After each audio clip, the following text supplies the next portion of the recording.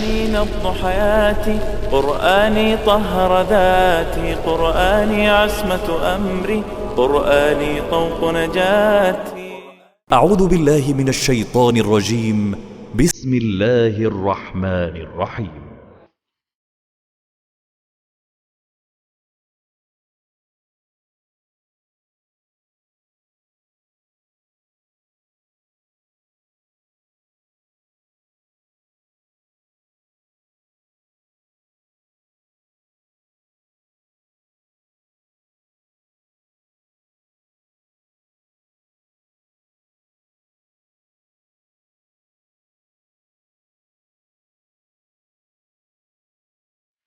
آج کے سبق میں ہم انشاءاللہ تعالیٰ سورۃ البقرہ کی آیت نمبر 89 یعنی 89 کو گرامیٹیکلی انالائز کریں گے. آیت آپ سکرین پہ لکھی ہوئی دیکھ رہے ہیں اور اسی آیت کی تلاوت ابھی آپ نے سماعت فرمائی. تو چلتے ہیں اس آیت کے پہلے جملے کی طرف. پہلا جملہ آپ دیکھ رہے ہیں 3 حروف، ایک فعل اور باقی اسماء پر مشتمل ہے. واو آپ کا حرف ہے اور یہ واو استنافیہ ہے، یعنی یہاں سے ایک نیا جملہ شروع ہو رہا ہے. اور لمہ جو ہے یہ ہینیہ کہلاتا ہے. لمہ ہینیہ ظرفیہ، اس میں شرط کا مفہوم شامل ہوتا ہے. لمہ ایک ہم نے پڑھا ہے فعل مضارع سے پہلے آتا ہے اور فعل مضارع کو اخف یعنی مجزوم کر دیتا ہے اور فعل مضارع میں ابھی تک نہیں کا مفہوم پیدا کرتا ہے. لیکن یہ لمہ جو ہے یہ لمہ حینیہ ظرفیہ کہلاتا ہے اور اس میں شرط کا مفہوم ہوتا ہے، یعنی جب ان معنی میں استعمال ہوتا ہے. جب، ٹھیک ہے، جب جو ہے آپ جانتے ہیں کہ ایک ظرف ہے. جب کا لفظ جو ہے یہ ظرف کے معنی دیتا ہے اور شرط کا بھی اس میں مفہوم پایا جاتا ہے. یہ فعل ماضی سے پہلے آتا ہے اور ماضی کے ہی معنی دیتا ہے. تو ساتھ ساتھ ترجمہ بھی کرتے رہیں. اور جب جاءہم، جاء فعل ہے جس کا مادہ جیم، یا اور حمزہ ہے. غیر صحیح فعل اجوف اور محموز اور بہت دفعہ آ چکا ہے. تو پہلا صیغہ ہے فعل ماضی کا. جب پہلا صیغہ آ جائے تو فاعل آگے آ سکتا ہے. آگے مرفوع اسم آپ کو کتابٌ نظر آ رہا ہے تو کتابٌ اس کا فاعل ہوا. جا کے بعد ہم کا لفظ ہے جو کہ ضمیر ہے، متصل ضمیر ہے اور یہ مفعول بہ بن کر آتی ہے. ہم پڑھ چکے ہیں کہ فعل کے بعد جب آئے گی تو ضمیر جو ہے وہ مفعول بہ کا کام دیتی ہے. جا ایک لازم فعل ہے اور لازم فعل کا مفعول ایکچولی نہیں آتا. تو اصل میں پہلے بھی اس پہ بات کر چکا ہوں کہ یہ اصل میں تھا جا عندہم. تو عندہم کثرت استعمال کی وجہ سے عندہ ظرف استعمال نہیں کیا جاتا بلکہ پھر ڈائریکٹ ہم کو مفعول بہ بنا کر استعمال کر دیا جاتا ہے. ترجمہ یہ کیا جاتا ہے وَلَمَّا جَاءَهُمْ، اور جب وہ آیا ان کے پاس. ترجمہ یہ کیا جائے گا جب وہ آیا ان کے پاس. اب وہ کیا آیا ان کے پاس، وہ فاعل ظاہر ہو رہا ہے کتابٌ، ایک کتاب، اور کتاب نکرہ لفظ ہے تو ہم اس کا ایک کتاب ترجمہ کریں گے. اور آگے اگر آپ تھوڑا سا غور کریں تو من عند اللہ بھی آ رہا ہے. تو نکرہ کے بعد جب جار مجرور آ جاتا ہے تو ہم اس جار مجرور کو نکرہ کی صفت بنا کر استعمال کرتے ہیں. تو اب ہم ترجمہ کریں گے ایک ایسی کتاب، وَلَمَّا جَاءَهُمْ کِتَابٌ من عند اللہ، اور جب آئی ان کے پاس ایسی کتاب، ایک ایسی کتاب جو اللہ کی طرف سے تھی، اللہ کی طرف سے ہے. تو گویا من عند اللہ میں من حرف جر ہے، عند اللہ ظرف اور مضاف الیہ ہے، یہ مجرور ہو گیا اور جار مجرور یہ صفت بن گئی کتابن کی، کیونکہ نکرہ کے بعد جار مجرور آ جائے تو وہ اس نکرہ کے لیے عام طور پہ صفت بن کر آتا ہے. آگے لفظ آ رہا ہے مصدقن. مصدقن یہ میم پیش کے ساتھ جب بھی آپ کو کوئی اسم نظر آئے تو وہ اسم الفاعل یا اسم مفعول ہوگا ثلاثی مزید فی باب کا، زیادہ تر یہی ہوتا ہے. تو مصدقن، صدق یصدق تصدیقاً سے مصدقن اسم الفاعل ہے، تصدیق کرنے والا اسم الفاعل، اور یہ بھی نکرہ ہے تو اس کو بھی ہم کتاب کی صفت بنا دیں گے. تو ایک صفت کتاب کی من عند اللہ ہو گئی اور دوسری صفت کتاب کی مصدقن ہو گئی. تصدیق کرنے والی، یعنی کتاب کی دو صفات، ایک تو یہ کہ وہ اللہ کی طرف سے ہے اور دوسری وہ تصدیق کرنے والی ہے۔ کس چیز کی تصدیق کرنے والی ہے؟ مصدقون اسم الفاعل کے پھر متعلق ہے لما معہم، لام جارہ ہے اور لام جارہ اس کے بعد مجرور ہوگا، اور مجرور جو ہے ما موصولہ ہے، اور ما موصولہ کے بعد صلہ آئے گا جو کہ جملہ یا شبہ جملہ ہوگا۔ تو یہاں پر شبہ جملہ یعنی معہم ظرف اور مضاف الیہ یہ موصول کا صلہ بن رہا ہے۔ موصول اپنے صلے کے ساتھ مل کر یہ مجرور ہو گیا، اور لام جارہ اپنے مجرور کے ساتھ مل کر مصدق ان کے متعلق ہو گیا۔ معہم پہ میں بات کر چکا ہوں کہ ظرف اور مضاف الیہ ہے، یعنی اس چیز کی تصدیق جو ان کے ساتھ ہے۔ تو اب یہاں پر یہ جو شرط والی بات تھی یہ پوری ہوئی ہے، ابھی جواب شرط والا مضمون ابھی ہمارے سامنے نہیں آیا۔ تو یہاں تک ترجمہ کیا بنا ہے؟ اور جب ایک ایسی کتاب جو اللہ کے پاس سے ہے، تصدیق کرنے والی ہے اس کی جو ان کے ساتھ ہے، ان کے پاس آئی، تو انہوں نے کیا کیا یہ ابھی ذکر نہیں کیا، تو یہ پورا جو ہے جملہ ہمارا شرط بن گیا۔ اس میں جاء فعل ہو گیا، ہم مفعول بہ ہو گیا، اور کتابن جو ہے یہ اپنی دونوں صفات من عند اللہ اور مصدق لما معہم سے ان سے مل کر یہ فاعل بن گیا۔ جاء فعل اپنے فاعل مفعول بہ سے مل کر جملہ فعلیہ ہو کر شرط بن گیا۔ آگے دیکھتے ہیں، ہمیں جواب شرط شاید مل جائے، لیکن ساتھ اگلا جملہ ہمیں مل رہا ہے وَكَانُوا مِن قَبْلُ يَسْتَفْتِحُونَ عَلَى الَّذِينَ كَفَرُوا۔ یہاں پر جو واو ہے یہ حالیہ بھی ہو سکتی ہے اور یہ واو عاطفہ بھی ہو سکتی ہے، کہ یہ جو جملہ بھی ہم نے پیچھے کیا ہے لما جاءہم کتابن والا، اس کے بعد لما کا جواب محذوف مانا جائے۔ وہ جواب کیا ہو سکتا ہے؟ مثلا کہا جائے کہ انکروہ، تو انہوں نے اس کا انکار کر دیا، کلیئر ہو گیا، اور پھر اس واو کے ذریعے ما بعد والے جملے کو اس محذوف جملے پر معطوف سمجھا جائے، تو یہ پاسبلٹی ہے۔ اور ایک میں نے بتا دیا ہے کہ واو کو حالیہ مان لیں تو پھر یہ پورا جملہ جو ہے وہ ہم حال مان لیں گے۔ کانو فعل ناقص ہے، تین فعل اس جملے میں استعمال ہوئے ہیں، ایک ہے کانو، ایک ہے یستفتحون اور ایک کفرو، تو دو ماضی ہیں اور ایک مضارع ہے۔ کانو فعل اور فاعل ہو گیا، بلکہ کانا فعل ناقص ہے تو اس کا فاعل نہیں کہتے بلکہ اس کا اسم کہتے ہیں۔ صیغہ نمبر 1 اور 4 کے علاوہ ہو تو اس کا اسم اس کے ساتھ ہی ہوتا ہے۔ تو کانو فعل ناقص اور اس کا اسم جو ہے وہ واو ہے، گرامر والوں کے اعتبار سے، ہمارے اعتبار سے ہم اس کا اسم ہے، اور اس کی خبر جو ہے وہ ہے یستفتحون علی الذین کفروا، یعنی یستفتحون کو ہم اس کی خبر مان لیتے ہیں۔ یستفتحون جو ہے نیچے آپ دیکھ رہے ہیں باب استفعال لکھا ہوا ہے، تو باب استفعال میں حمزہ سین تا کو نکال دیں تو فاتح اس کا مادہ ہے، تو استفتح یستفتح استفتاحن، اس کے معنی ہوتے ہیں فتح مانگنا، فیصلہ مانگنا۔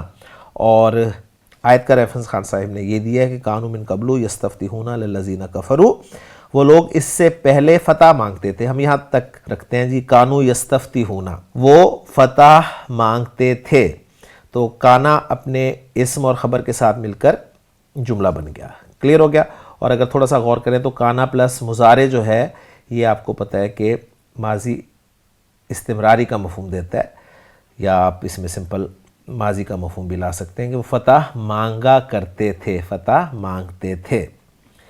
علی الذین کفروا، علی حرف جر ہے اور الذین مجرور ہے، اور الذین اسم موصول بھی ہے، تو آگے صلہ آئے گا، اور وہ صلہ آ رہا ہے کفروا، کاف را مادہ، ماضی جمع مذکر غائب کا صیغہ، تو فاعل ساتھ ہی موجود ہے، کفروا فعل اپنے فاعل سے مل کر جملہ فعلیہ ہو کر صلہ موصول اپنے صلے سے مل کر مجرور، علی جار اپنے مجرور کے ساتھ مل کر متعلق ہو گیا یستفتحون کے۔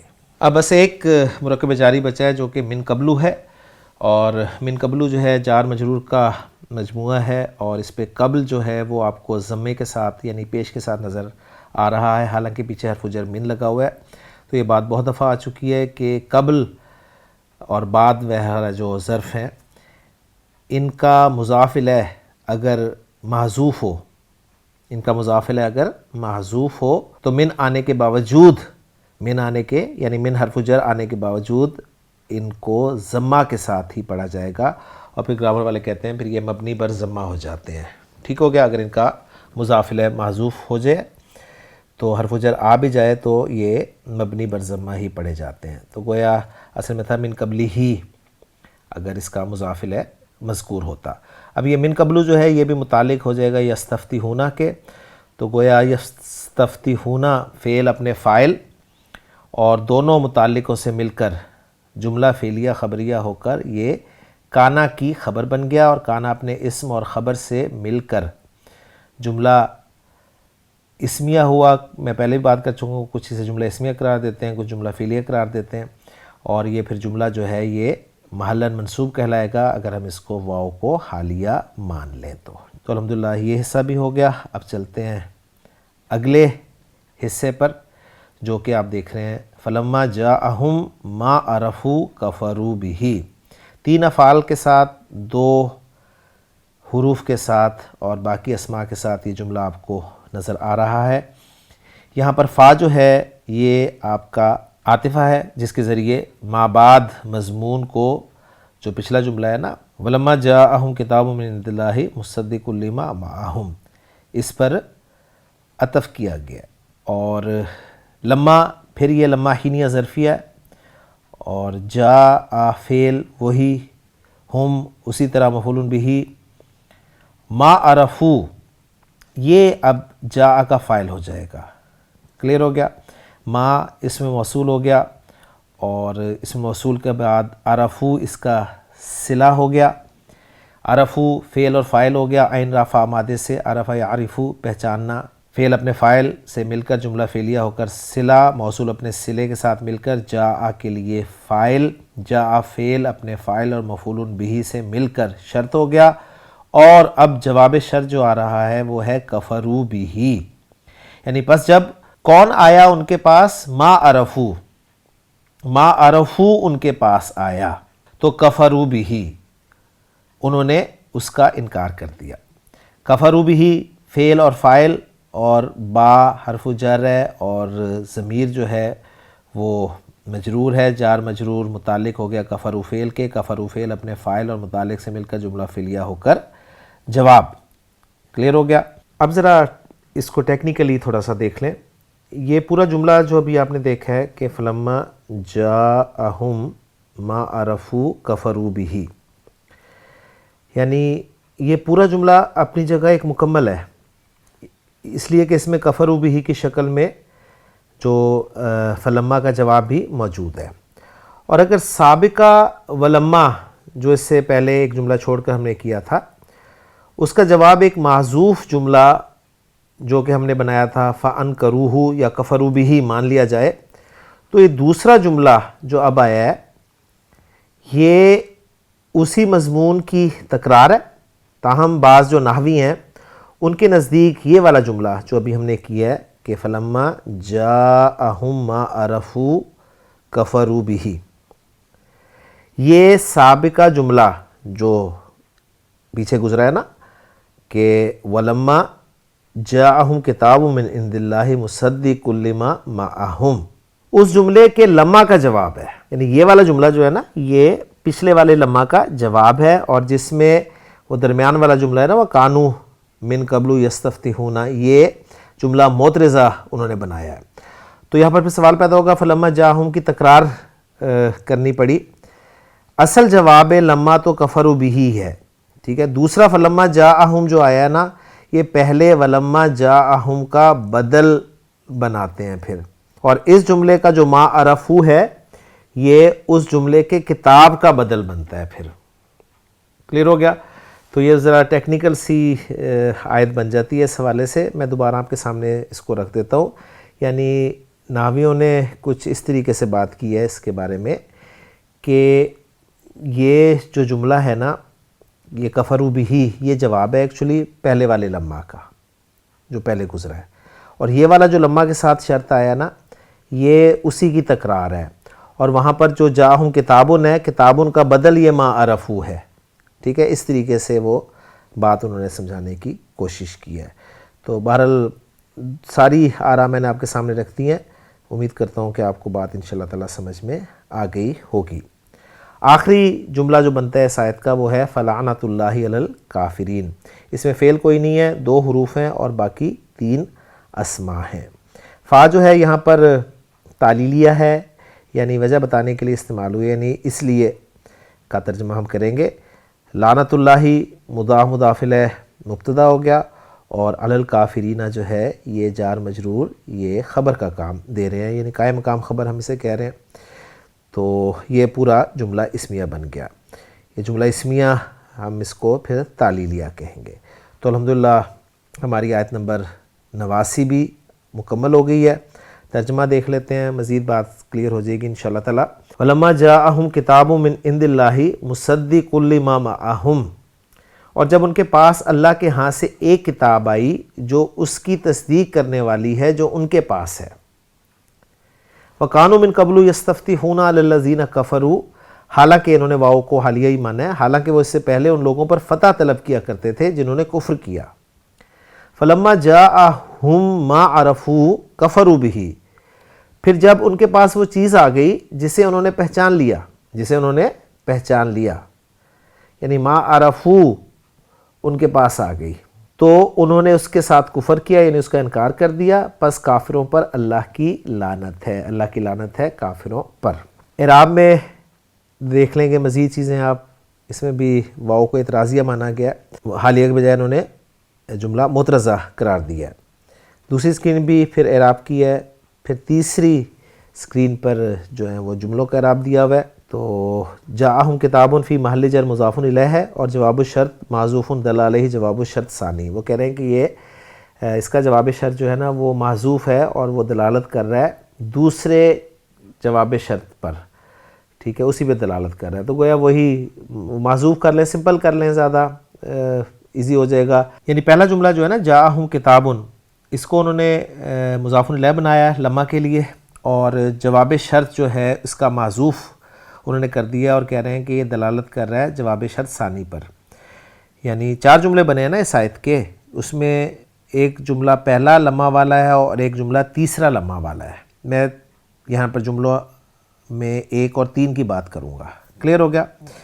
تو ایک جملہ جو ہے جملہ نمبر 1 ہے، اس کا جواب محذوف ہے اور وہ دلالت کر رہا ہے تیسرے جملے کے جواب پر، اور تیسرے جملے کا جواب جو ہے وہ لمحہ کا جواب جو ہے وہ موجود ہے، کلیئر ہو گیا؟ تو اس لیے کوئی ٹینشن نہیں ہوگی۔ اور کانو والا جملہ جو ہے اس کو معترضہ مان لیں کیونکہ بیچ میں آ رہا ہے۔